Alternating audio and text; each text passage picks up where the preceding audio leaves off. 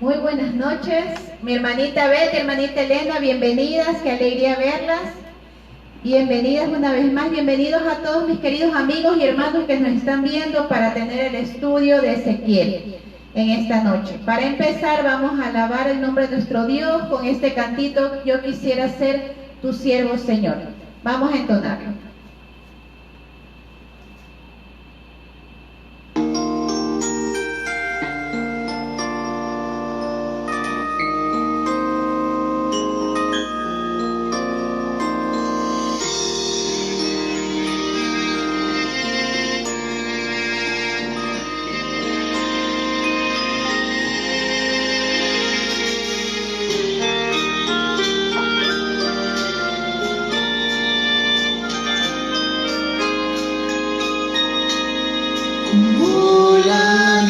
Fiel al polo es tu amor, así es Dios.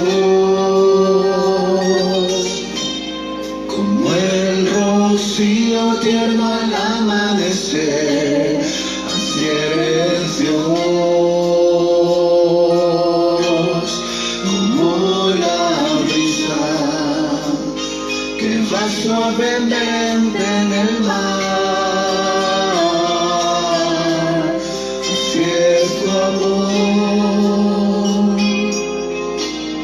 Así eres Dios.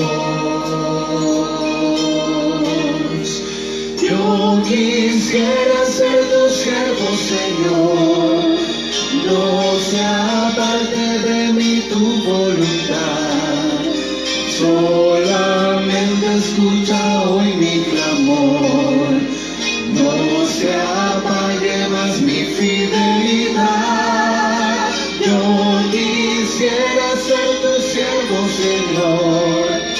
Toma mi alma, es tuya de corazón. Y si en algo te ofendí, oh Señor, perdóname.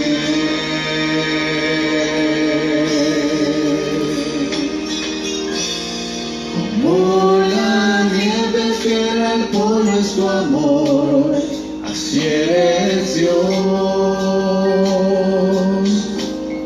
Como el rocío tierno al amanecer, así eres Dios. Como la brisa que va suavemente en el mar. Así es tu amor, así eres Dios. Yo quisiera ser tu siervo, Señor. No sea parte de mí tu voluntad. Solamente escucha hoy mi clamor. No se apague más mi fidelidad. Yo quisiera ser tu siervo, Señor. Toma mi alma, es tuya de corazón. Y si en algo te ofendí, oh Señor, perdóname.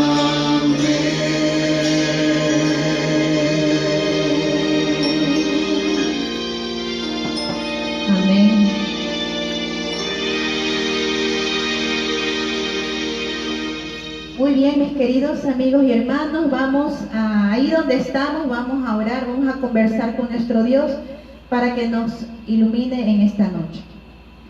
Querido Padre Celestial, gracias una vez más por habernos traído hasta aquí, por estar juntos, mi Señor, reunidos, cada uno en sus hogares, pero unidos en espíritu, unidos en el mismo sentir, mi Señor, que tanto anhelamos prepararnos para ir a la patria celestial. Mi Señor, en este momento te pedimos tu Santo Espíritu para que por favor nos abra el entendimiento y poder entender cada una de las palabras que se vayan a leer y escuchar en esta noche. Mi Señor, sé tú el que dirige esta reunión, este estudio, mi Señor, porque necesitamos prepararnos para tu venida. Mi Señor, también te pedimos muy especialmente para mis amigos y hermanos que están viendo en este momento, Tú estás con cada uno de ellos, tú sabes sus problemas, sus dolencias, sus preocupaciones, sus ansiedades, todo, mi Señor, las cosas que le agobian. Mi Señor, por favor, quédate con ellos, dale esa tranquilidad, esa paz, que aunque tengamos tribulaciones, mi Señor, tú nos das paz en ese momento. Te pedimos por la salud de muchos de nuestros hermanos que están enfermos en este momento. Por favor, dales esa consolación, dale ese alivio que tanto necesitan en las enfermedades y restablécelos si es tu voluntad. Una vez más te agradecemos, mi Señor, por el cuidado que nos das día a día y porque estamos aquí con vida, mi Señor, para seguir estudiando tu palabra. Ayúdanos a ser fuertes y valientes para seguir predicando el Evangelio. Aún así se opongan muchas personas, mi Señor, ayúdanos a ser como Josué, que no le tengamos miedo y sigamos adelante porque tenemos esa confianza plena de que tú estás con nosotros. Una vez más te agradecemos, mi Señor, y sé tú en esta noche el invitado especial. Entonces te lo pedimos también, que perdones nuestros pecados. En el nombre del Señor Jesús, amén. Muy bien, ahora invitamos al hermano Mauricio, quien tendrá el estudio. Vamos a ver Ezequiel capítulo 11, la parte 2. Así que vamos a tomar nuestros cuadritos de apuntes para prepararnos y anotar cualquier detalle para estudio, porque es muy importante estudiarlo y también compartirlo con nuestros amigos y familiares. Que Dios me los bendiga a todos.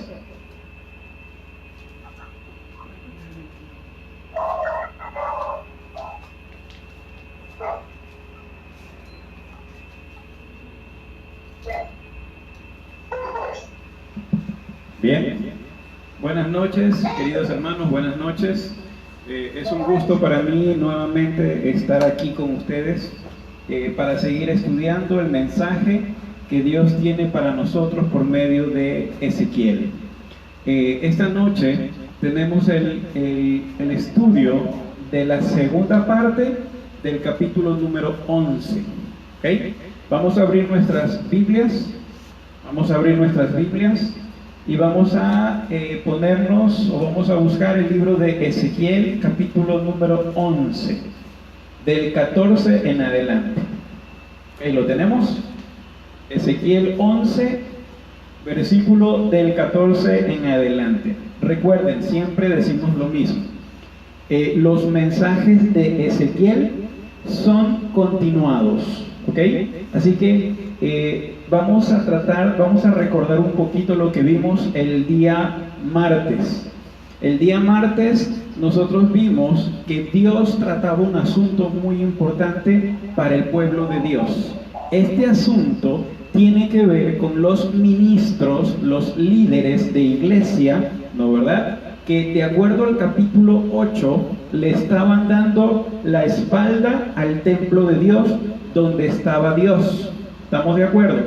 Y ellos, a su vez, eran 25 sacerdotes, y ellos estaban fijos mirando hacia el oriente, y en el oriente ellos estaban adorando al sol. O sea, le estaban dando la espalda a Dios por adorar a sus dioses ajenos. Eso es lo que en sí, digamos en breves rasgos, trata la primera parte del capítulo 11. Y mira que es muy importante, porque Dios dice que va a comenzar los juicios, ¿no verdad? Recuerda que en el capítulo 9 los juicios comienzan ¿por dónde? Por la casa de Dios, por el santuario. Así que Dios lo que está explicando en Ezequiel es simplemente lo que Él ya había relatado en Ezequiel 9, cuando Él dice que el juicio tiene que empezar por el santuario. Recuerda que la gloria de Dios salió del lugar santísimo, se puso en la puerta del umbral de la casa, en la parte del umbral de la casa, y de allí habló con el personaje, esta persona que estaba vestida de lino, y era el que sellaba, ¿no verdad? Y como todo empezó por el santuario, ustedes pueden darse cuenta en la parte pasada, en el capítulo 11, la primera parte, ustedes veían que los juicios estaban comenzando por los ministros, por los 25 sacerdotes. Y nota que al final en el versículo del capítulo 11, en el versículo 13, mientras dice él estaba profetizando, mientras Ezequiel estaba dando el mensaje, ocurrió algo. ¿Recuerdan ustedes? ¿Qué pasó? Dice, aquel Pelatías, hijo de Benaía, murió. De repente murió. Entonces, ¿no, verdad? Ezequiel dice, me postré rostro a tierra. Estoy en Ezequiel 11, versículo 13. Dice allí, me postré a tierra y clamé a gran voz y dije, ah, Señor Jehová, ¿destruirás del todo al resto de Israel? ¿Qué es lo que habían hecho estos sacerdotes, estos ministros? Llámenles pastores, obispos, ancianos, líderes de iglesia. ¿Qué es lo que habían hecho ellos? Ellos sencillamente se estaban burlando del mensaje de Jeremías 1, ya lo habíamos leído, 1:13, cuando decía que Dios estaba dando un mensaje que iba a venir destrucción del lado del norte.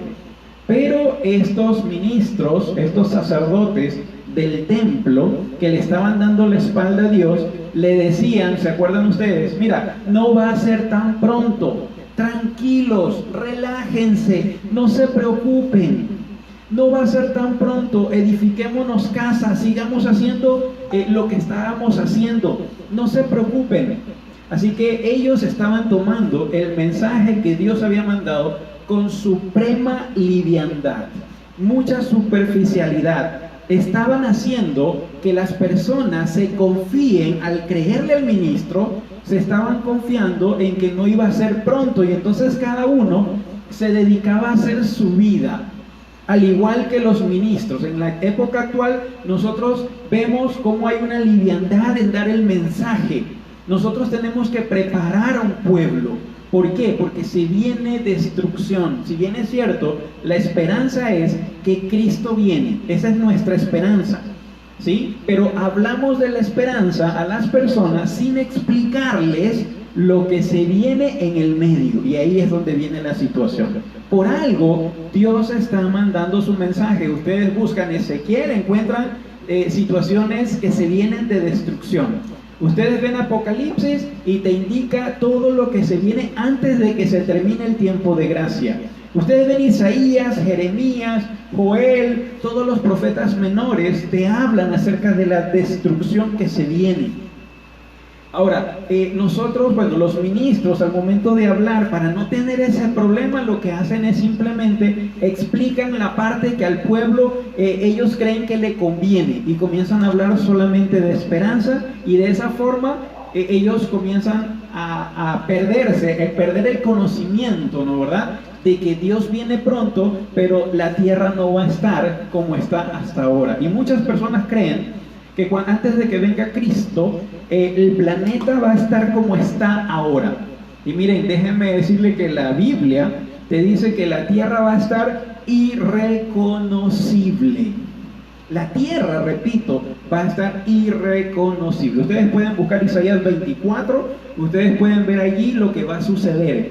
Dice, se va a reducir la población, etcétera, etcétera, etcétera. Entonces, todos esos mensajes son los que tienen que dar los ministros, los líderes al pueblo. Y Dios dice, ustedes están aumentando sus muertos en la iglesia, en la tierra. ¿Por qué?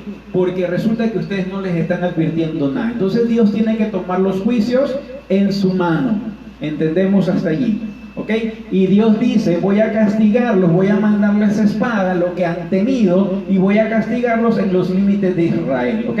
Yo solamente estoy haciendo un recordatorio de lo que vimos el día martes. Ahora vamos a leer la siguiente parte. Vamos al versículo número 14. Algo que me olvidaba es lo siguiente.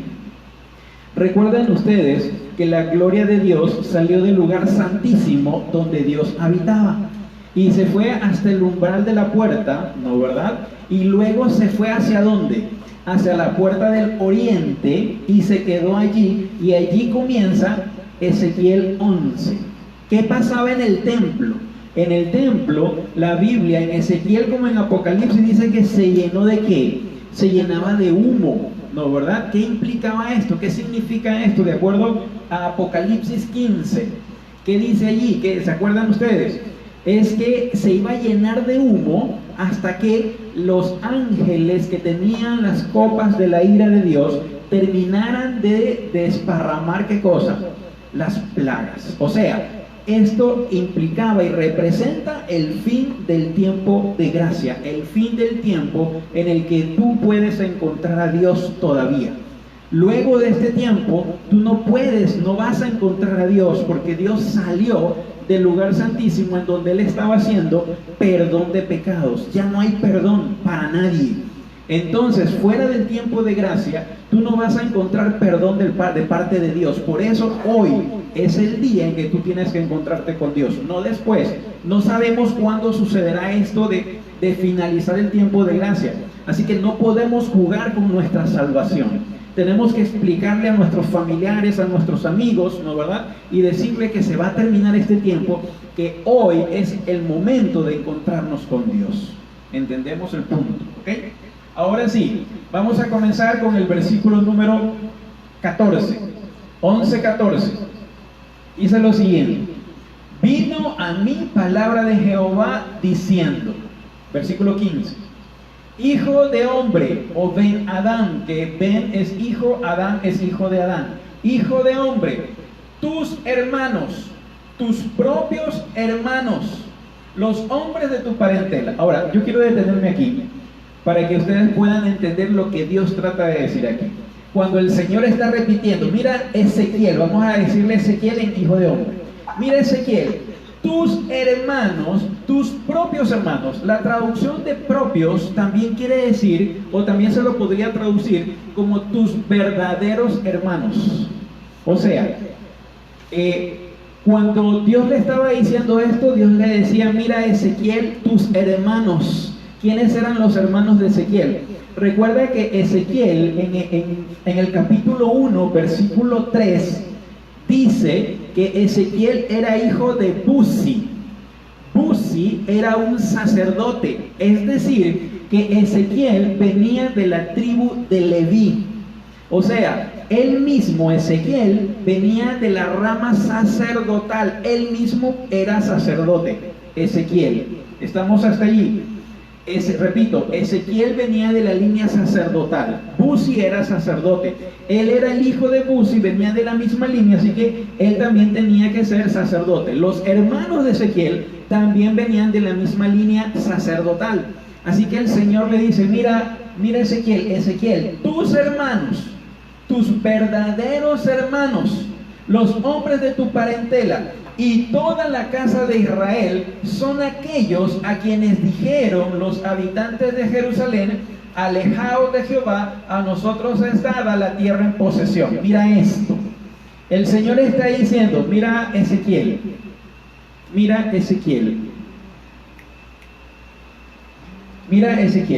tus hermanos, Ezequiel sabía muy bien que los hermanos eran los sacerdotes de Jerusalén. Pero Dios le estaba diciendo, mira Ezequiel, tus hermanos, los de tu parentela, o sea, los de sangre, ¿no verdad? Vamos a revisar la versión Kadosh. ¿Tienes la versión Kadosh allí? Ok, vamos a revisar un ratito la versión Kadosh, porque quiero que ustedes vean algo. En Ezequiel 11, versículo 15. Aquí está, ¿lo vemos? Dice allí, Ben Adán, que es hijo de Adán o hijo del hombre, le estaba hablando a Ezequiel. Tus mismos hermanos, los hombres que están contigo en la cautividad. Dios le estaba diciendo, Ezequiel, tus hermanos, los hermanos verdaderos, que estamos acá en nuestra versión, ¿no verdad? Dice, no son los que estaban allá, no son esos hermanos que tú tienes de sangre, que tienes vínculos de sangre. Tus hermanos, tus verdaderos hermanos, Ezequiel, son los hombres que están contigo, ¿en dónde? En la cautividad y en toda la casa de Israel. Todos ellos, todos esos que han sido desterrados de Jerusalén, ¿no verdad? De la iglesia, todos ellos son aquellos a quienes los habitantes de Jerusalén, ¿no verdad?, han dicho, permanezcan lejos de Jehová. Es a nosotros a quienes ha sido dada la tierra como posesión. Ahora mira esto. ¿Ya? ¿Podemos hablarlo? Ahora mira esto.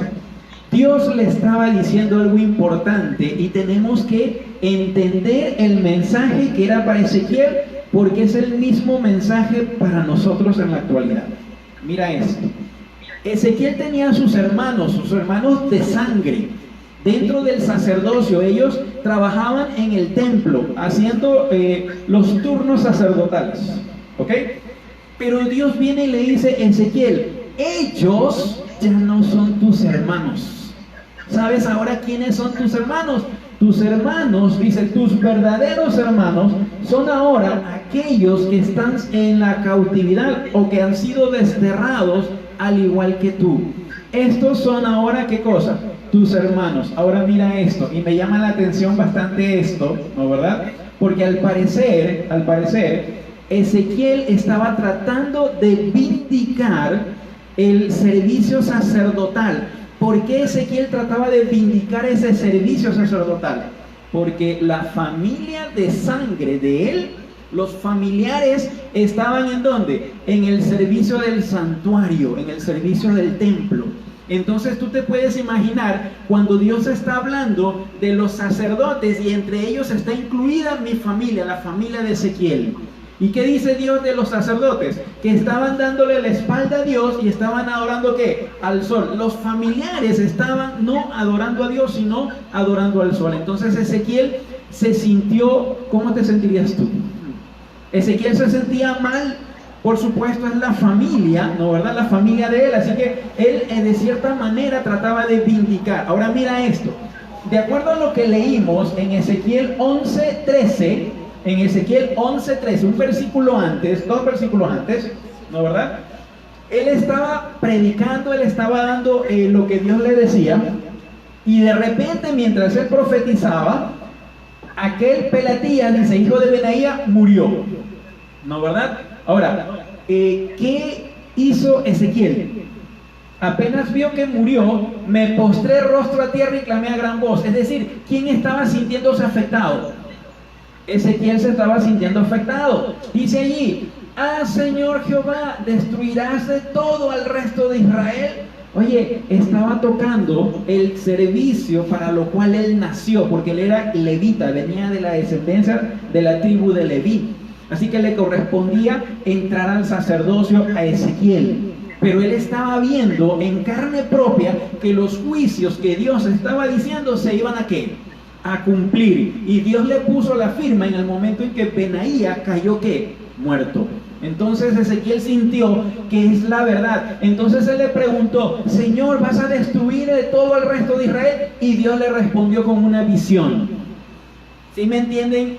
Por eso es que decimos que es consecutivo, ¿no, verdad? Porque él pregunta: Señor, ¿vas a destruir de todo el resto de Israel? Y el Señor le mandó una visión. Y en esa visión le dijo: mira, hijo de hombre, tus hermanos, tus verdaderos hermanos, son los hombres que están ¿en dónde? ¿Te acuerdas lo que leímos acá en Kadosh?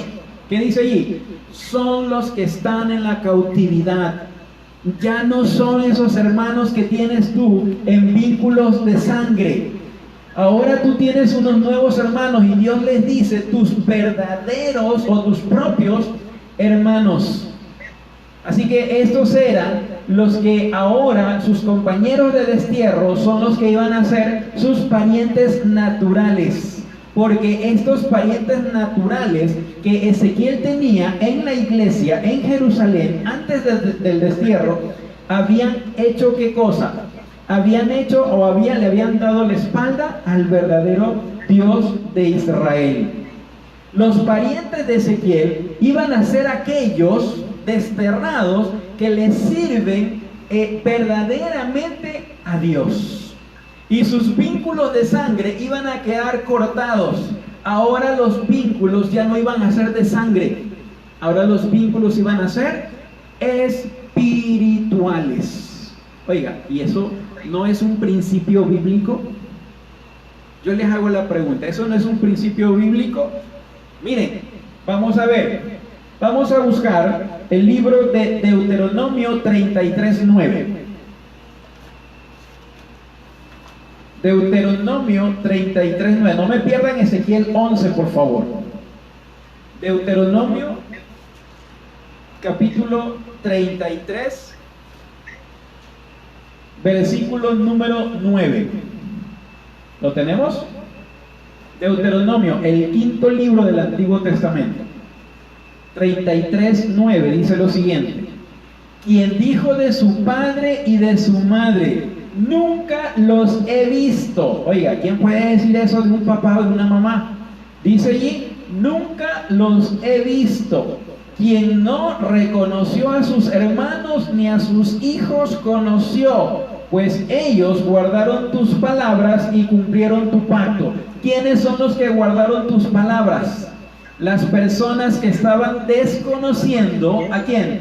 A padre, madre e hijos.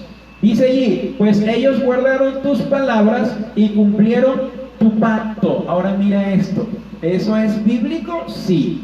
Mira, Jesús lo explicó tiempo después. Mira, vamos a buscar Mateo capítulo 12. Mateo capítulo 12. Yo espero que esté bien comprendido porque es un tema bastante interesante. Mateo capítulo 12, por eso tenemos que ir a la Biblia. Mateo capítulo 12, versículo 47 al 50. Mateo, primer libro del Nuevo Testamento, capítulo 12, del versículo 47 al 50. ¿Lo tenemos? Mira lo que dice. Mira lo que dice. El versículo 47. Le dijo uno a Jesús, está hablándole a Jesús. Le dijo uno: tu madre y tus hermanos están ¿dónde? Afuera. Y te quieren, ¿qué cosa? Hablar. Versículo 48. Respondiendo él al que le decía esto, está hablando que Jesús respondió, dijo: ¿quién es mi madre y quiénes son mis hermanos? Y extendiendo su mano hacia sus discípulos, dijo: estos son mi madre y mis hermanos. ¿Qué más dice? Versículo 50, vamos al 50. Pues todo aquel que hace la voluntad de mi Padre que está en los cielos, ese es mi hermano, mi hermana y ¿quién más? Y mi madre. Oiga, ¿entiendes lo que Jesús estaba tratando de decir? Jesús estaba diciendo, mira, mi madre y mis hermanos están aquí adentro porque ellos son los que creen en Dios, los que hacen la voluntad del Padre. ¿Y sabes también por qué lo decía? Mira esto. Vamos a buscar también Juan 7, Juan capítulo 7, versículo del 3 al 5. Mira esto. ¿Por qué Jesús lo decía? ¿Por qué Jesús decía esto? Juan capítulo 7, versículo del 3 al 5. ¿Lo tenemos?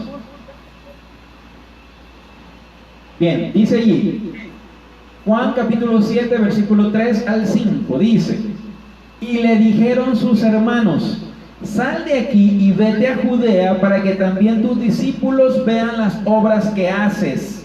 Jesús ya estaba haciendo obras, Jesús ya estaba haciendo milagros. Y los hermanos le decían, mira, los hermanos de sangre le decían a Jesús, mira Jesús, ahora ándate allá, dice, donde a Judea, ¿dónde está? ¿Sí? Sal de aquí y vete a Judea para que también tus discípulos vean las obras que hace. Versículo 4. Porque ninguno que procura darse a conocer hace algo en secreto.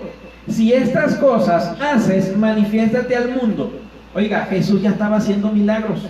Jesús ya estaba curando enfermos. Jesús estaba dando la vista a los ciegos. Jesús estaba resucitando muertos. Y los hermanos le decían, mira, estas cosas que tú haces en secreto, anda y llévalas a Judea, que allá vas a encontrar más gente. Versículo 5, mira lo que dice el versículo 5. Ni aún, ¿qué cosa dice allí? Sus hermanos creían en ¿quién? En Jesús. Oye, Jesús podía haber hecho la cantidad de milagros, pero los propios hermanos, los hermanos de su misma familia, no creían, ¿qué dice allí? No creían en Jesús. Entonces viene Jesús y dice a una persona que le dijo, Jesús, tu madre y tus hermanos te vinieron a buscar. Y Jesús dice, a ver, ¿dónde están mi madre y mis hermanos? Son todos los que están aquí, los que ves, los que me están escuchando. ¿Por qué? Porque ellos hacen la voluntad de mi Padre que está en ¿dónde? En los cielos. Ellos son mi madre y mis hermanos. ¿Entiendes el punto hacia dónde va Dios con Ezequiel? Regresemos nuevamente a Ezequiel. Ezequiel capítulo 11, regresamos allá. Dios estaba diciéndole a Ezequiel que tenía que invalidar la sangre, la parte natural, y poner en su lugar la parte espiritual. Oiga, ¿y esto es fácil? ¿Esto es fácil? No es fácil. Repito, esto no es fácil, es sumamente difícil. Es sumamente difícil, pero Dios sabe que es lo mejor para su pueblo. Mira, Jesús lo explicó nuevamente. Mira, Jesús lo volvió a explicar antes. Mira, vamos a buscar Mateo capítulo 10. Mateo capítulo 10, versículo 34 al 37. Mateo capítulo 10, versículo 34 al 37. Mira lo que dice allí. ¿Lo tenemos? Mateo capítulo 10, versículo del 34 al 37. Dice lo siguiente: no penséis que he venido a traer paz a la tierra. No he venido a traer paz, sino ¿qué cosa? Espadas, problemas, disensiones, etc. Está hablando Jesús. 35. Porque he venido a poner en enemistad al hombre contra su padre, a la hija contra su madre, y a la nuera contra su suegra. Y así dice que los enemigos del hombre serán los de su misma ¿qué? Casa, los de su misma casa, los de su misma familia.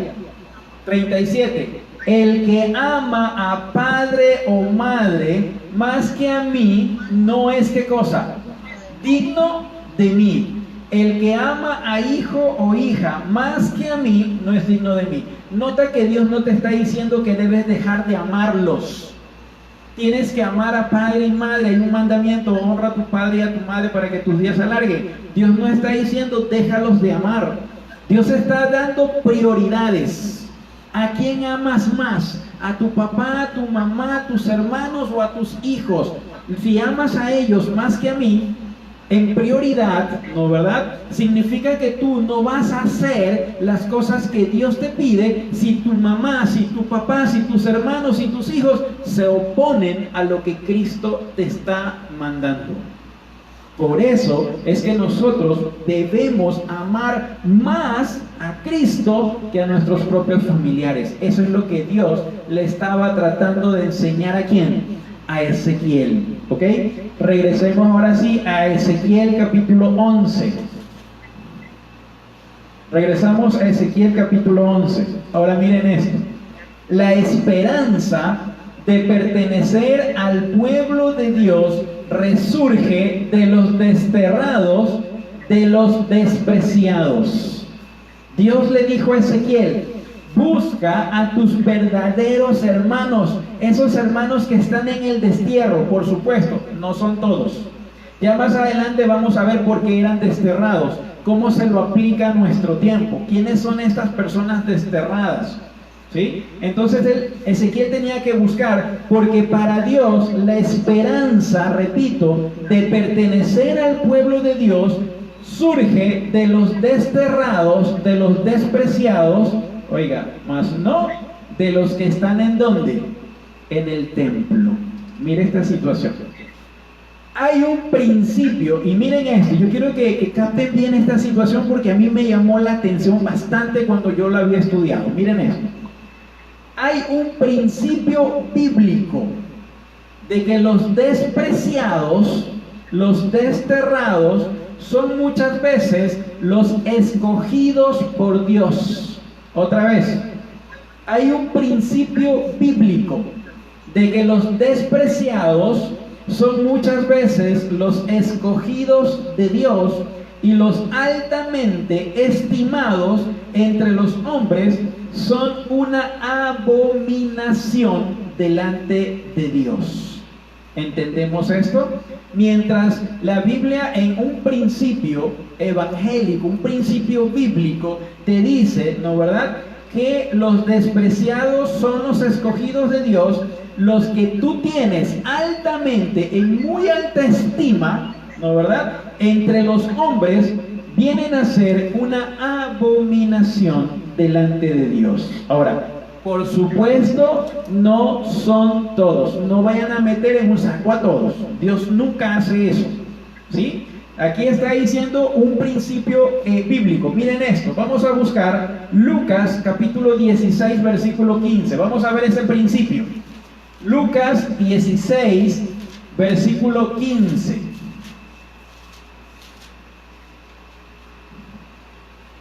Lucas 16, versículo 15.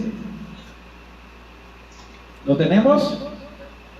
Dice lo siguiente: entonces les dijo, vosotros sois los que os justificáis a vosotros mismos delante de los hombres, pero Dios conoce vuestros corazones, pues lo que los hombres tienen por sublime, por majestuoso, delante de Dios es ¿qué cosa?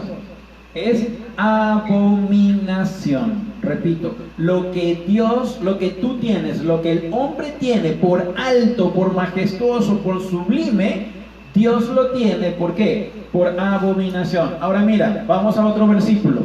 Primera de Corintios, capítulo 1, versículo 26 al 28.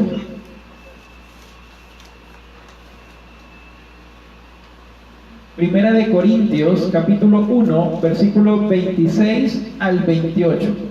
¿Lo tenemos? Dice lo siguiente.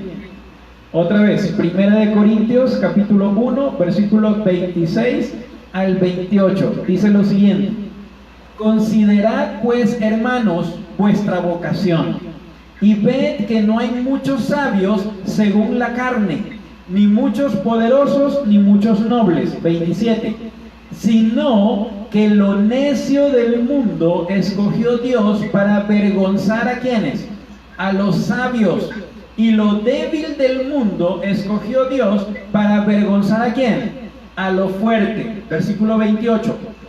Y lo vil del mundo, ¿qué es vil? Lo que uno cree que es malo, y lo vil del mundo, y lo menospreciado, lo que tú menosprecias, ¿no verdad? Dios lo escogió, y lo que no es, para deshacer lo que es. En otras palabras, Dios escoge siempre lo despreciado del mundo, lo que tú desprecias, lo que estos sacerdotes, ministros, pastores, obispos, líderes, ancianos, despreciaban ¿de qué? De sus congregaciones, despreciaban de los templos. Dios ve el corazón de cada persona, y aquí en el versículo 26 dice: Dios considera tu vocación, sabe que quién eres y sabe lo que estás haciendo, pero lamentablemente fuiste desterrado del templo. No se te permitía predicar en los templos. Mira esta situación, es importante y es interesante esto, porque está hablando de los desterrados del pueblo de Dios. Vamos a Ezequiel. Ahora sí, Ezequiel, yo creo que los tengo yendo a Ezequiel cada vez y cuando y los vuelvo a cambiar. Ezequiel capítulo 11. Ezequiel capítulo 11. Vamos al siguiente punto, a un punto que faltaba en el 15. Dice: hijo de hombre, tus hermanos, tus verdaderos o propios hermanos, los hombres de tu parentela y toda la casa de Israel, son aquellos a quienes dijeron los habitantes de Jerusalén, los de la iglesia: alejaos de Dios, ándate de aquí, no vengas más, aléjate de aquí, porque ellos creen que en el templo está Dios. Alejaos de Dios. Dice: a nosotros es dada la tierra en posesión. ¿Qué tierra?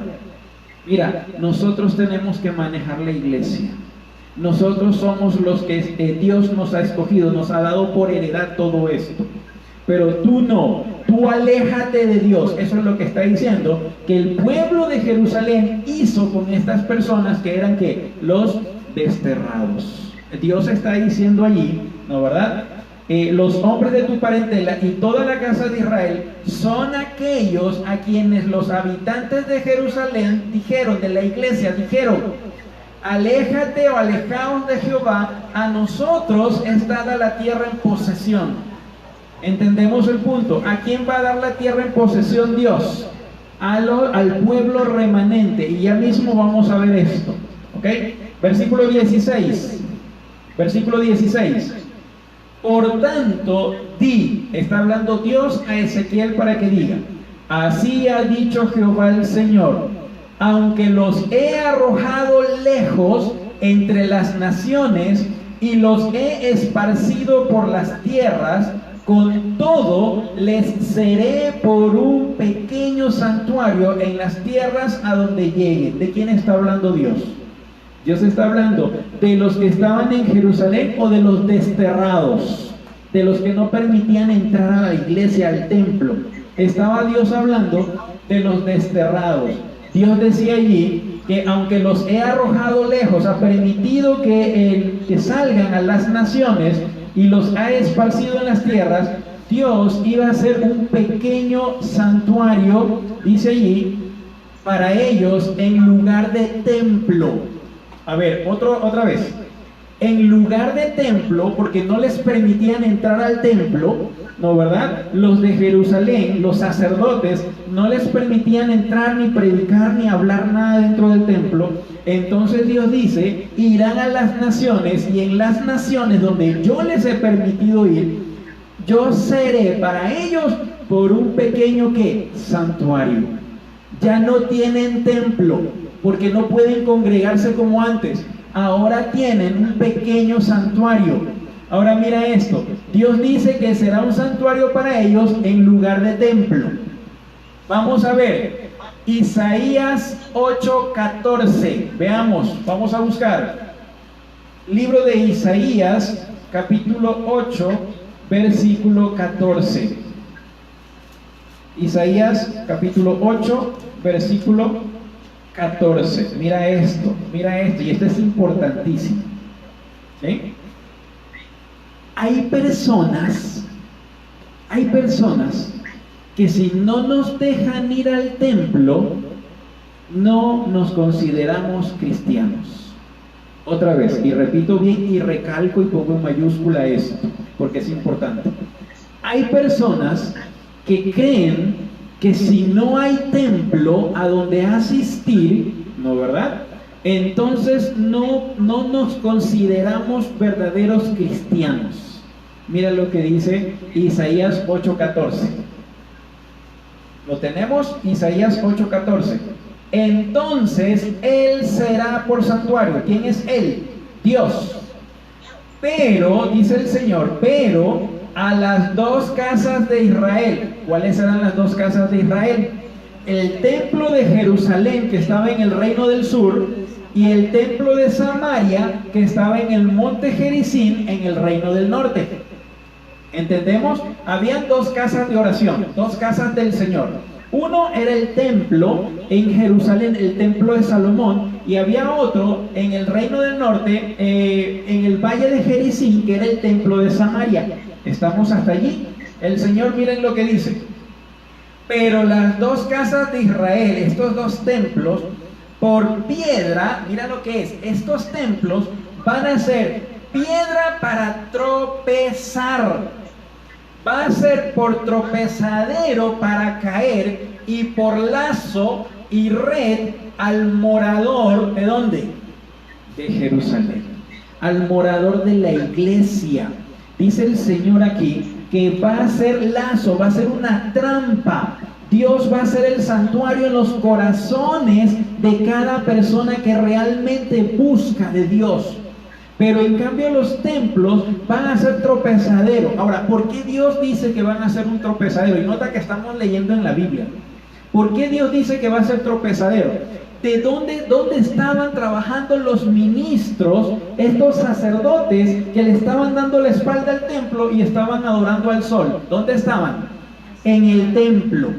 ¿Qué hacían ellos? Ellos ministraban en el templo, ellos ordenaban en el templo, ellos hacían lo que ellos querían dentro del templo sin seguir las órdenes ¿de quién? De Dios. Por eso el Señor dice, estas personas, las personas sinceramente van a buscar a alguien en los templos, dos templos en ese tiempo, dos casas del Señor, Jerusalén y el templo de Samaria en el valle de Gerizim, en el reino del norte. Así que dos templos, dos casas del Señor. Pero el Señor dice, estos van a ser una piedra para tropezarse, ¿no verdad? Y un lazo, dice allí, y red al morador de Jerusalén. Entendemos el punto. Yo estoy hablando lo que está directamente en Biblia. Ahora mira esto. El santuario, cuando Dios habla de mi santuario, es el corazón humilde. Cuando el templo local, la estructura local y material daría, porque ya no existe o porque no te dejan ir, porque tú no puedes entrar, entonces ya no te dejan ir, y como no te dejan ir, ellos le están dando, te están desterrando y te están dando en tu corazón para que Dios habite en tu mismo corazón, que va a servir de santuario de Dios en tu vida. Ahora mira esto. Vamos a ver, Juan, libro de Juan, capítulo 4, versículo 21 al 24. ¿Sí? Juan, capítulo 4, versículo del 21 al 24. Mira, estos mensajes de Ezequiel realmente son fuertes y son muy duros. Si tú los investigas bien, son fuertes y muy duros. Mira esto. Juan capítulo 4, versículos del 21 al 24. Aquí relata la historia de Jesús y la mujer samaritana. Mira lo que dice el versículo 21. Juan capítulo 4, versículo del 21 al 24. Mira lo que dice. Jesús le dijo: mujer, créeme que la hora viene cuando ni en este monte. ¿En qué monte? ¿Dónde estaba Jesús? ¿Con quién estaba hablando? Con la mujer samaritana en Samaria.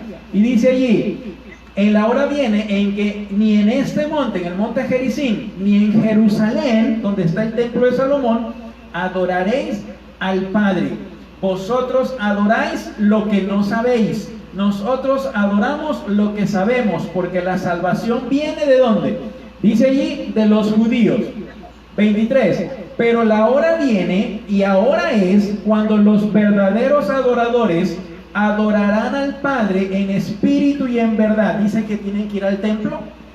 Mira la situación. Es bueno ir, pero estamos hablando de un punto en el cual ya te destierran, no te dejan ir, y a veces uno se siente mal porque no te permiten ir a la iglesia. Mira esto, al templo.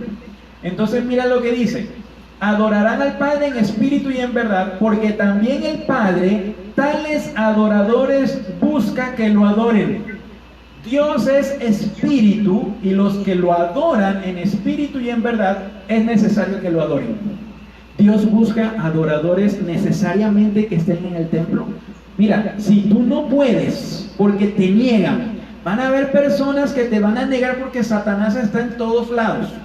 Entonces no te dejan, no te permiten hablar. Dios dice: mira, esos desterrados yo permito que vayan a las naciones, y yo voy a hacer un pequeño santuario para ellos. No, aquí está diciendo que van a venir tiempos en los cuales no vas a poder ir ni al templo de acá de Jerusalén, ni al templo de Gerizim, de Samaria. No vas a poder hacerlo, porque Dios va a buscar a los adoradores en espíritu y en verdad. ¿Ok? Ahora mira esto. Vamos a buscar el libro de Hechos, y mira esto, y bueno, tiene que ver con el tema, pero es bastante interesante. Miren esto. Hechos, libro de Hechos, capítulo 7, libro de Hechos,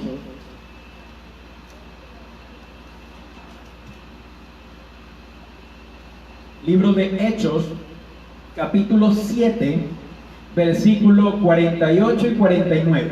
Miren lo que dice. Por favor, traten ustedes de anotar en un cuadernito los versículos, para que ustedes puedan, después de terminar este estudio, ustedes puedan profundizar mucho más. ¿Ok? Puedan ustedes profundizar. Hechos capítulo 7, versículo 48 y 49. Miren lo que dice allí. 7, 48 y 49. Si bien el Altísimo no habita en templos hechos de mano. A ver, otra vez. ¿Cómo es esto? Vamos nuevamente. 7, versículo 48. Si bien el Altísimo, que es Dios, no habita en templos hechos de mano, como dice el profeta, versículo 49. El cielo es mi trono y la tierra el estrado de mis pies.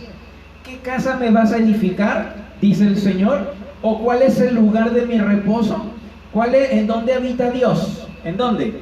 Dice aquí el profeta, el cielo es mi trono y la tierra es el estrado de mis pies, donde yo piso. Así que Dios está en todos lados. Dios, dice allí, no habita en templos. Ahora mira esto, vamos a seguir. El destierro era la penosa disciplina de parte de Dios que corregirá a los desterrados. ¿A quién va a corregir? A los desterrados. Mira, no es que los desterrados, ¿no, verdad? Pueden haber tenido algún tipo de inconveniente, pueden haber tenido algún tipo de problema, pero mira, el destierro era la penosa disciplina de parte de Dios que corregirá a los desterrados a fin de que fuesen aptos recipientes de la gracia de Dios. En otras palabras, Dios dice, para hacerte fuerte, tengo que sacarte, tengo que mandarte al destierro, ¿no, verdad? Recuerda que Dios utiliza instrumentos humanos para hacer la voluntad de Dios. Así que Dios puede usar a los ministros estos, que son adoradores al sol, y los puede usar para desterrar a una persona que Dios sabe que va a ser un buen recipiente de la gracia de Dios. Para lo cual la confianza carnal de los ministros los había inhabilitado. Mientras los ministros los inhabilitaban, Dios veía una oportunidad en las personas. ¿Para qué? Para que al momento de ser desterrados, ellos puedan ser, por esta disciplina, puedan ser recipientes o aptos recipientes de la gracia de Dios. Esta dispersión les sirvió al fin de espiritualizar y ampliar las miradas de los mejores judíos o cristianos, de modo que pudieran adorar a Dios en todas partes sin un templo material, y al mismo tiempo difundiesen el conocimiento de Dios entre todas las naciones más grandes, preparando de esta manera al mundo para la segunda venida de Jesús, y que el mundo pueda ser preparados por ellos. ¿Entiendes cuál es el mensaje de la dispersión? Por eso es que decimos al principio, la esperanza de Dios radica en los desterrados. ¿Por qué? Porque es en los desterrados donde Dios ve que son un recipiente apto para tener la gracia de Dios. Dios los prepara con esta disciplina, y estas personas van a llevar el mensaje, porque ya no están atadas a un templo, ¿no, verdad? No están atadas a una estructura, sino que van hacia las afueras a predicar el evangelio de la segunda venida de Jesús. Así que Dios sabe muy bien lo que está haciendo.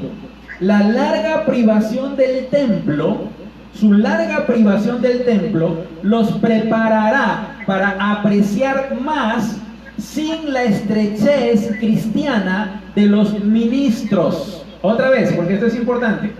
La larga privación de los desterrados del templo, porque no se los dejaba ir al templo, los preparará para apreciar más sin la estrechez cristiana de los ministros, el nuevo templo que Dios traerá para su pueblo. Es decir, las personas estaban acostumbradas a un templo, se los desterró. Dios permitió que eso ocurra porque Dios vio un recipiente en donde depositar la gracia divina.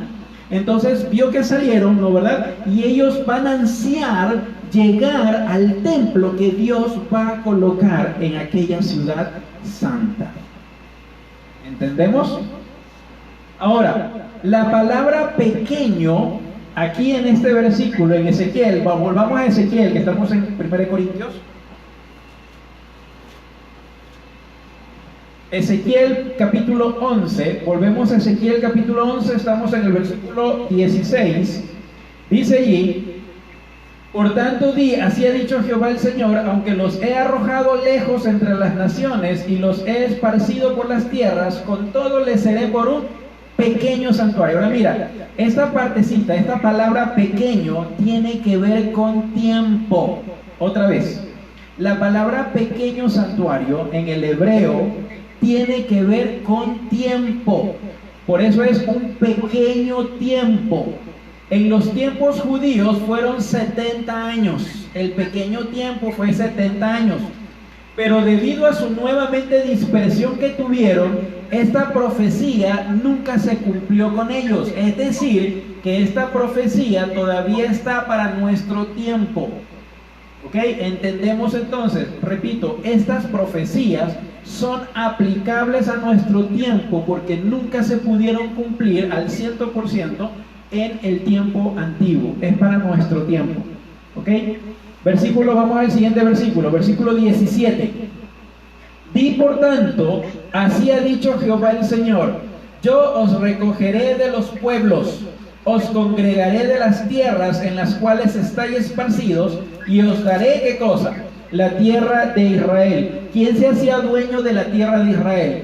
Los que decían, aléjate de Jehová, aquellas personas que estaban desterrándolos, esos ministros que lo inhabilitaban para predicar, para estar en los templos. Entendemos el punto. Ahora Dios dice que la tierra de Israel va a ser no para ellos, sino para ¿quiénes? Para el pueblo remanente que Dios va a recoger o congregar de las tierras en las cuales estáis esparcidos, que son los desterrados, y Él va a dar las tierras de Israel. Versículo 18. Volverán allá y quitarán de ella todas sus idolatrías y todas sus abominaciones. Ahora mira esto. La dispersión les ha servido para corregir lo que estaba mal ante los ojos de Dios, como las idolatrías y los pecados. Ahora mira esto. Las personas que son desterradas no son personas 100% santas. Pero Dios, repito, Dios vio en ellos un recipiente, ¿no verdad?, en donde depositar su gracia divina para derramar el mensaje a las demás personas. Así que Dios ve esto. Pero no todos, y ahí quiero poner una mayúscula, ¿no verdad? No todos los desterrados van a aceptar esta situación, no todos. Dios dice, con el destierro, ¿no verdad?, en el versículo 18, volverán allá, dice, y quitarán de ella todas sus idolatrías y todas sus abominaciones. Las abominaciones son pecados. Así que Dios dice, ellos se van a componer. Pero, repito nuevamente, no son todos. Hay algunos, en cambio, que se rebelan. Hay otros que hacen otras cosas y nunca aceptan la comisión que Dios tiene para ellos. Repito, no son todos. Por eso el Señor en la Biblia de Kadosh dice, busca. Hay que buscar. No son todos los desterrados, pero sí la mayoría. Dios dice, los desterrados tienen algo que Satanás no quiere que el pueblo de Dios dentro de las iglesias se enteren, y por eso están ¿dónde? Están fuera. Repito nuevamente, no todos. Pero dice Dios que ellos, dice, van a dejar sus idolatrías y sus abominaciones. Versículo 19. Dios promete algo muy interesante. Dice, y les daré otro corazón y pondré en ellos un nuevo espíritu. ¿Qué es corazón? A ver, cuando yo le dije a mi esposa cuando yo era novio, mira, yo te amo con todo mi corazón. ¿El corazón ama? El corazón no ama. El corazón lo único que hace es un órgano, ¿no verdad? Que lo que hace es bombear sangre. Eso es todo lo que hace, es la función del corazón. Así que cuando la Biblia te habla de ponerte un corazón nuevo, ¿qué se está diciendo?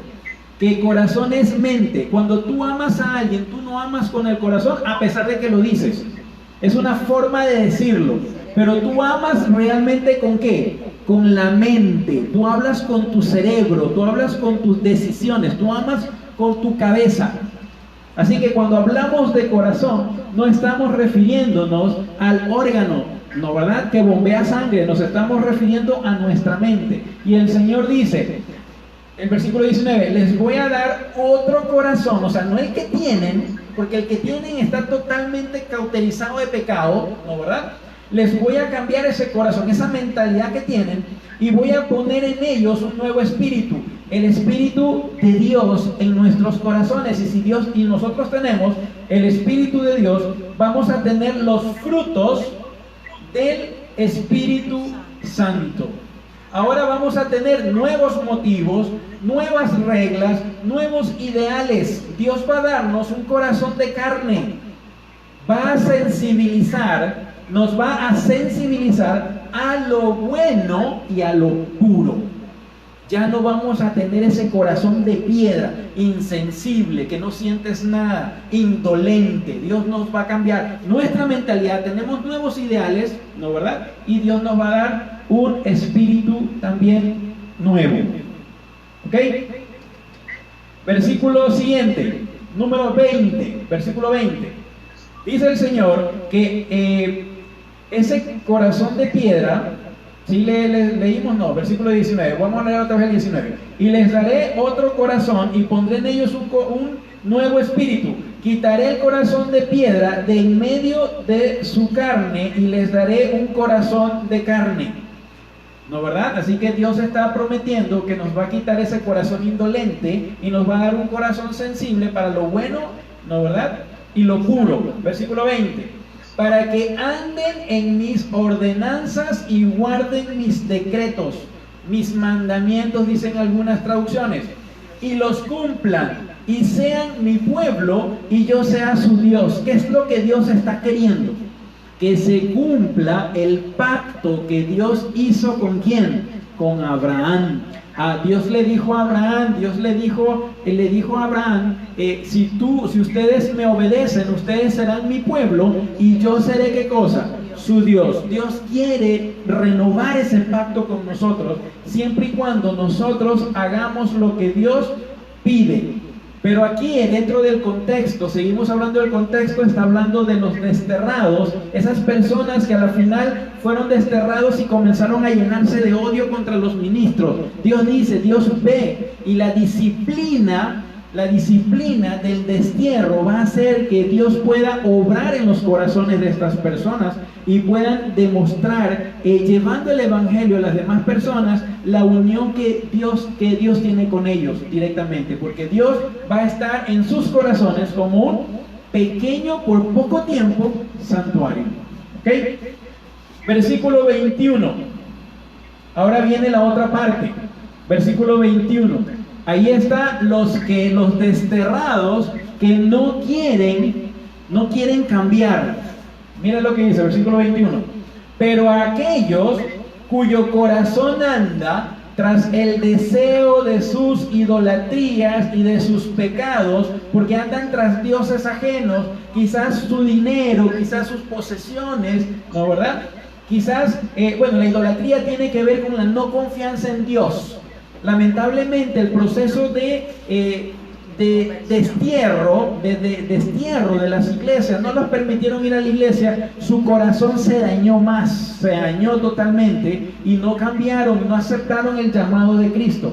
Pero dice el 21, pero aquellos cuyo corazón anda tras el deseo de sus idolatrías y de sus abominaciones, dice el Señor, yo traigo su camino sobre sus propias cabezas, dice Jehová el Señor. Y cuando Dios dice traigo su camino sobre sus cabezas, Dios está refiriéndose a las consecuencias de los actos que ellos vayan a hacer, de las consecuencias de sus idolatrías, de la desconfianza en Dios. Nunca confiaron en Dios, le echaron la culpa a los ministros y por ende le echaron la culpa a Dios y se salieron y no fueron nunca más a las iglesias, nunca más predicaron el evangelio, se cayeron y se quedaron en el mundo con sus idolatrías y con sus pecados.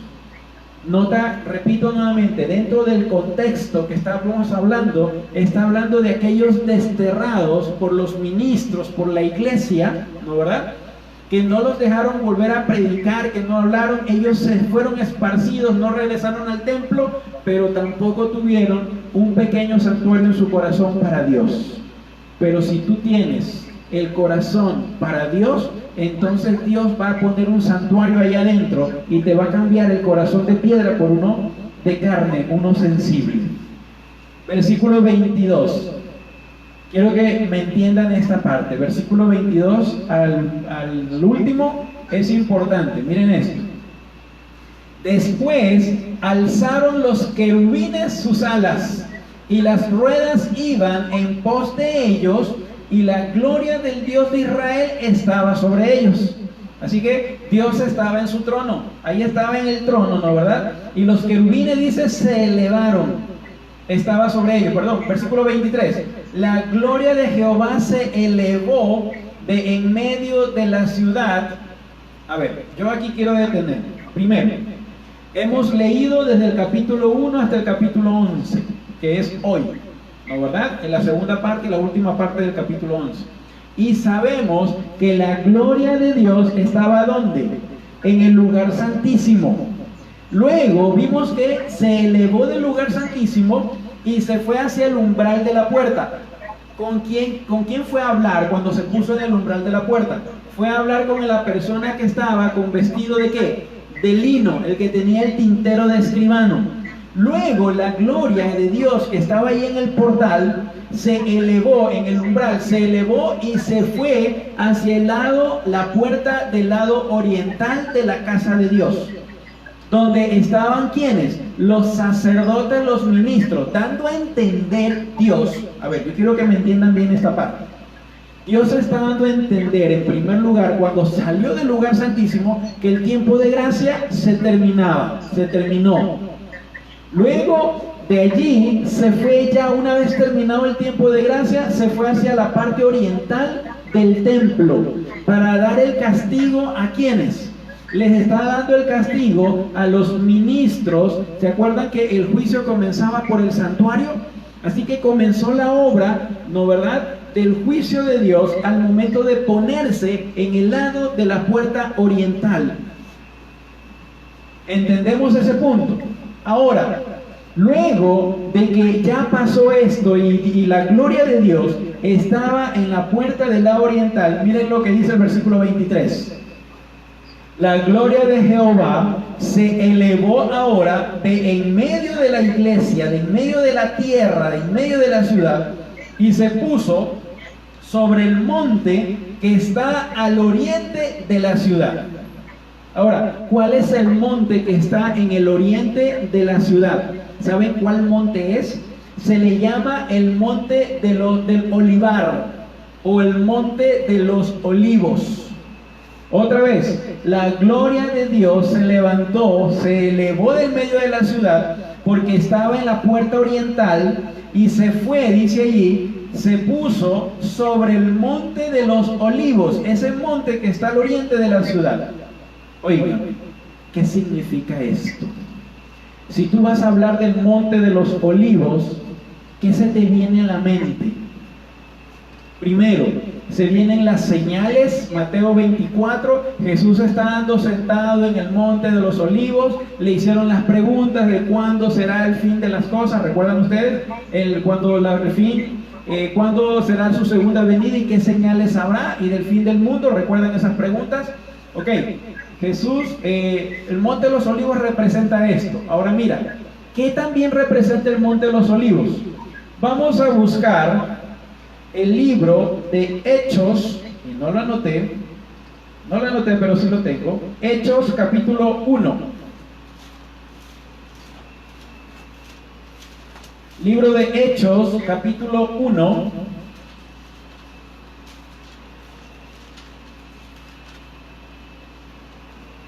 Libro de Hechos capítulo 1, versículo 9 al 12. ¿Ok? Libro de Hechos capítulo 1, versículo del 9 al 12. Jesús estaba ascendiendo ¿a dónde? A los cielos. Ahora mira, versículo 9.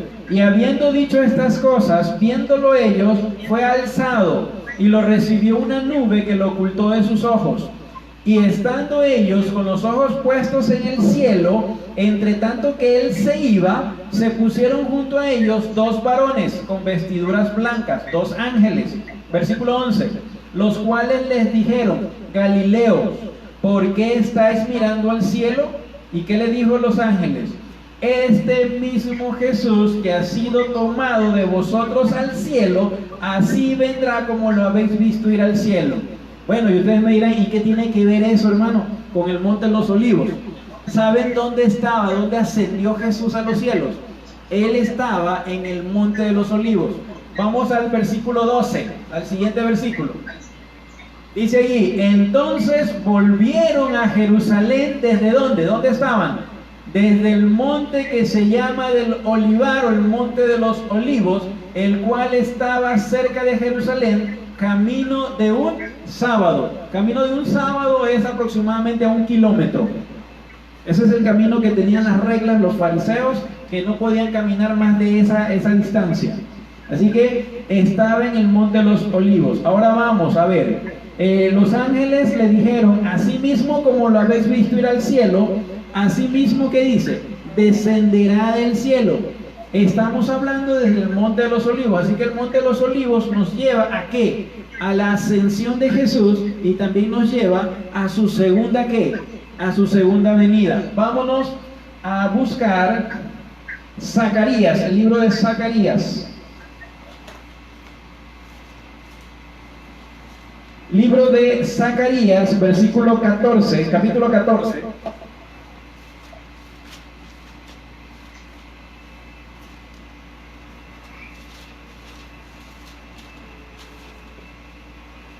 Zacarías, capítulo 14, versículo número 4.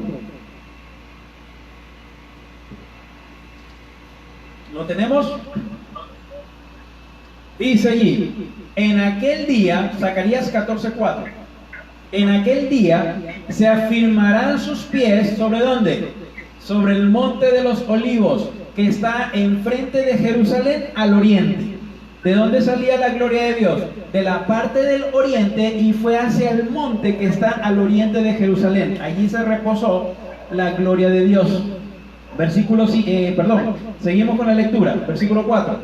El monte de los olivos se partirá por la mitad de este a oeste, formando un valle muy grande. La mitad del monte se apartará hacia el norte y la otra mitad hacia el sur. ¿Ok? ¿De qué está hablando este versículo? Ustedes lo pueden ir nuevamente a ver. Es una profecía que habla acerca de la segunda venida de Jesús. ¿Y de qué monte está hablando? Del Monte de los Olivos. Ahora, volvemos a Ezequiel. Regresemos a Ezequiel. Ezequiel capítulo 11, que ya nos falta poquito. Ya terminamos también con el tiempo.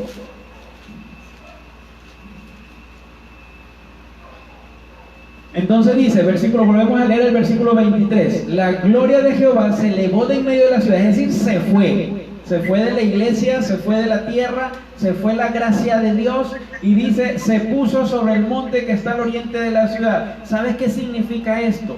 Esto significa que está allí representando la segunda venida de Jesús. Luego que se termine el tiempo de gracia, hay un tiempo, ¿no verdad?, que se llama, de acuerdo a la Biblia, tiempo de angustia de Jacob, o gran tiempo, o gran tribulación, o gran tiempo de tribulación, o gran tiempo de angustia. Ese es el tiempo que sucederá cuando se acaba el tiempo de gracia y comienzan a caer las plagas descritas en Apocalipsis 16. Luego de ese tiempo, que es inmediato, Jesús tiene que venir. ¿Para qué? Para que el mundo cristiano no se pierda, porque si Cristo se demora más en venir, no quedaría nadie vivo para recibirlo, porque las cosas van a ser tan fuertes, de acuerdo a las mismas profecías, van a ser tan fuertes que el Señor tiene que venir pronto para rescatarnos. Entonces, entendemos hasta allí. Estamos en el versículo 23, versículo 24. Luego me levantó el Espíritu y me volvió a llevar en visión del Espíritu de Dios, a la tierra de los caldeos, a donde estaban los cautivos. Y se fue de mí la visión que había visto. Entonces referí a los cautivos todas las cosas que Jehová me había mostrado. Dios le había dado un mensaje, ¿no verdad?, para que vaya a buscar a sus verdaderos hermanos. ¿Entendemos hasta allí? Es muy interesante la lección que Dios, o el mensaje que Dios nos está dando a través de Ezequiel. Y no se pierdan nuevamente todos los capítulos que hasta ahora hemos tenido, y ustedes pueden ir a buscarlo para poder aprender. Por favor, vayan a profundizar ustedes mismos acerca de esto que estamos estudiando aquí, para que vean que no es palabra mía, sino está en la misma Biblia. ¿Ok? Bien, yo creo que hemos terminado. Vamos a cantar. Vamos a terminar cantando el corito lema, el himno lema.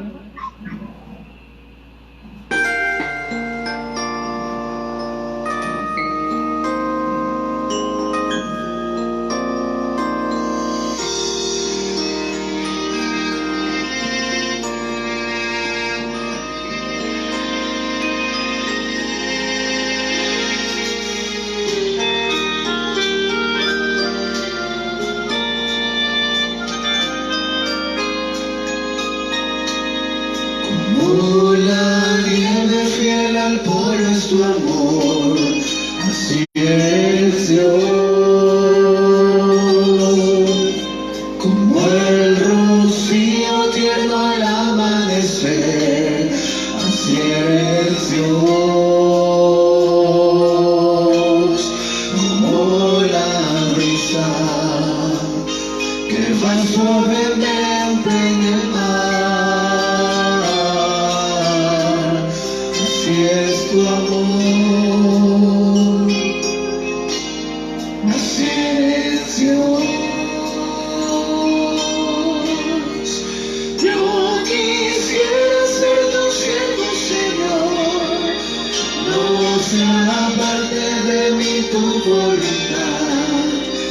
Solamente escucha hoy mi clamor, no se apague más mi fidelidad. Yo quisiera ser tu siervo, Señor, toda mi alma es tuya de corazón, y si en algo te ofendí, oh Señor,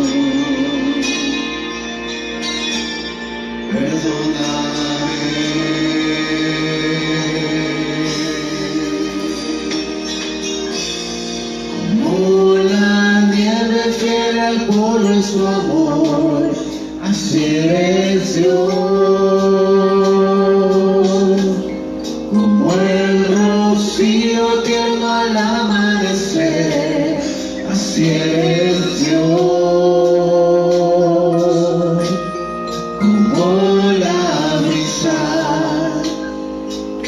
Suavemente en el mar, así es tu amor, así es Dios. Yo quisiera ser tu siervo, Señor, no se aparte de mí tu voluntad, solamente escucha hoy mi clamor, no se apague más mi fidelidad.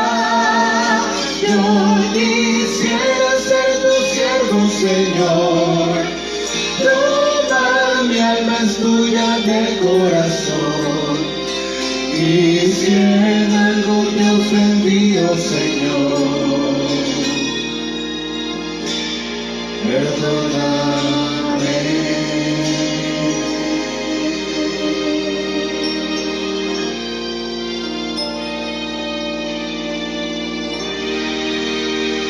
Bien, vamos a terminar con una oración.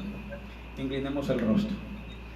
Padre amado que estás en las alturas de los cielos, Señor, gracias por el mensaje que tú nos has dado en esta noche. Señor, te pedimos que tú nos ayudes a estar siempre cogidos de tu mano. Señor, no permitas que nos desviemos ni para derecha ni para izquierda, Señor, siempre que estemos contigo, en cualquier camino, Señor, que vayamos, tú no permitas que vayamos solos. Acompáñanos, Señor, quédate con nosotros. Necesitamos que tú cambies nuestro corazón de piedra, Señor, y pongas un corazón de carne, un corazón doliente, un corazón que sienta, Señor, y que ame a su prójimo, que ame a sus hermanos. Te pido, Señor, por las personas que quizás, los desterrados que estén sufriendo, Señor, a nivel mundial. Te pido, Señor, que tú estés con ellos, que tú puedas estar en sus corazones y que puedas ser un pequeño santuario, Señor, pequeño por tiempo, pero es un grande santuario, Señor, en donde tú vas a estar allí. Gracias por ese amor, Señor, que siempre tú nos profesas, ese amor que tú siempre nos das. Pedimos, Señor, que tú perdones nuestros pecados y nos ayudes a ser cada día más fuertes, Señor, en ti. Ayúdanos, Señor, a decidir siempre por ti, a dejar nuestras idolatrías, a dejar, Señor, nuestros pecados. Ayúdanos, Señor, para poder soportar todas las situaciones que se vienen. Sabemos que tu tiempo de visitación, Señor, está muy cerca. Queremos estar preparados. Ayúdanos a preparar un pueblo, Señor, que quiere estar contigo. Ayúdanos, Señor, para que las personas puedan ver, Señor, lo que está a punto de venir. Las señales, Señor, están muy claras. Necesitamos, Señor, que tú puedas abrir los ojos de las demás personas para que ellos puedan entregarse a ti. Si hay alguna persona, Señor, que todavía no se ha entregado a ti, Señor, te pido que tú pongas en su corazón el entregarse, Señor, a ti. No permitas que el enemigo se lleve ese corazón, esa alma. Protégelos, Señor, y protege a nuestras familias en donde quiera que estemos. Ayuda a que este mensaje, Señor, este evangelio pueda llegar a todas partes del mundo. Porque son favores y bendiciones que te pedimos en el nombre de Jesús. Amén. Amén. Bien, mis hermanos, nos estamos viendo el sábado en la mañana, 9:30 de la mañana. Por favor, no se olviden, 9:30 de la mañana, en la tarde también, y el martes a las 7:15 de la noche nos vemos con Ezequiel. No se vayan a olvidar que también estos mensajes, estos videos están subidos en YouTube. Ustedes pueden poner Mauricio Saltos, Ezequiel, y ustedes van a encontrar allí todos los videos, incluyendo este que ya mismo lo subimos, ¿ok? Muchas gracias, bendiciones con todos, bendiciones.